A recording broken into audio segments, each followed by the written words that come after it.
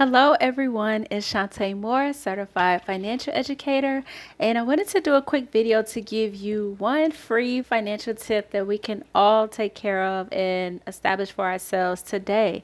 And that is establishing a beneficiary for all of your financial accounts. So what is a beneficiary? A beneficiary is someone that you designate in writing to receive the proceeds of any financial account that you have.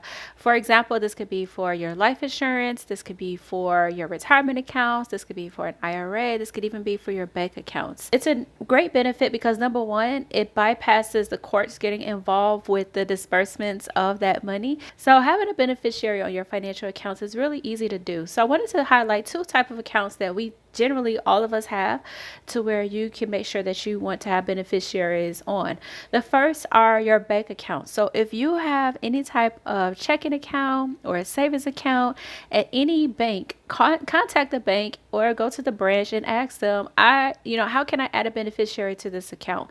Sometimes they also call it a transfer on death, a TOD. It does depend on the financial institution. So some financial institutions don't allow a beneficiary. My rule of thumb is it doesn't hurt to ask. If they allow it, you want to add a beneficiary.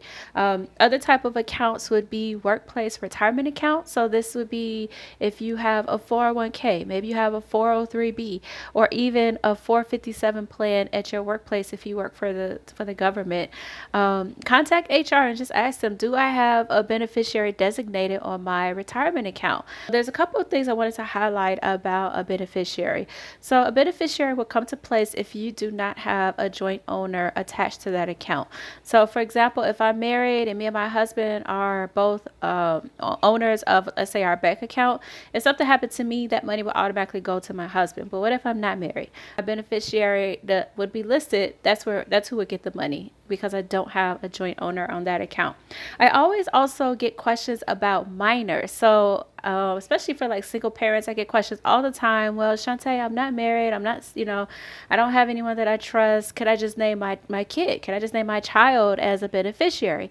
So here's the thing with minor beneficiaries. And again, this is if you name someone who's under the age of 18 as a beneficiary. And if you were to pass away, what happens is that child would technically have ownership of the money, but they technically wouldn't have how would you say it? They technically wouldn't have control over it. So if you pass away, hopefully you did your will and you've established a guardian to take care of your child. And let's say you had $100,000 life insurance policy. Your child was the beneficiary of it.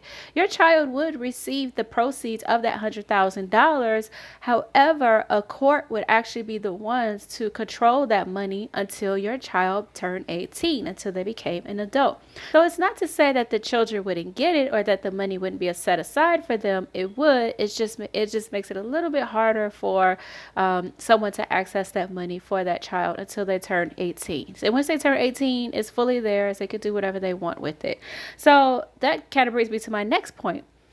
Whoever your beneficiary is on your account, they can do whatever they want that money. Just keep in mind that you want to make sure that this beneficiary is someone that you trust, who knows your wishes, and who will actually do right by that money, because they have no legal obligation whatsoever to do anything with that money. Which also leads me to my next point, which is, well, who can be a beneficiary? Anyone could be a beneficiary. You can name your friend, you can name your spouse, you can name girlfriend, whoever. You can name anyone. Most financial companies do not question it. Sometimes life insurance companies might question who you're trying to make the beneficiary. Just kind of keep in mind, number one, you want to double check and check up on these beneficiaries at least once a year. Say, for example, you're married now. Your husband and wife, you name your spouse as the beneficiary, and then some years later, you guys get divorced, but they're still the beneficiary on that account. And let's say now you've moved on. Let's say you even have a new marriage. Guess what? That new spouse will not be able to receive the proceeds of that account if they are not listed as the new beneficiary. So your new spouse might be a little upset.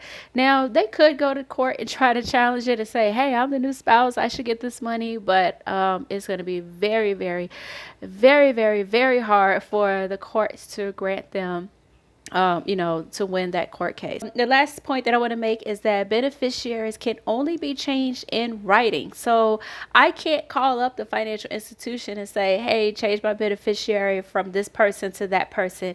It has to be in writing. So, just be mindful of that. Again, it just takes a couple minutes once a year to look at these things and to make sure that your financial accounts are protected and set up the way that you want to. So I'm going to end with that.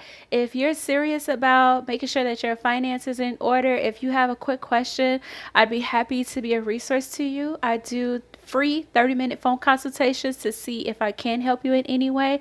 Look for the link attached to this video for that. Until then, look out for my next video when I give you another free financial tip that we should all take advantage of.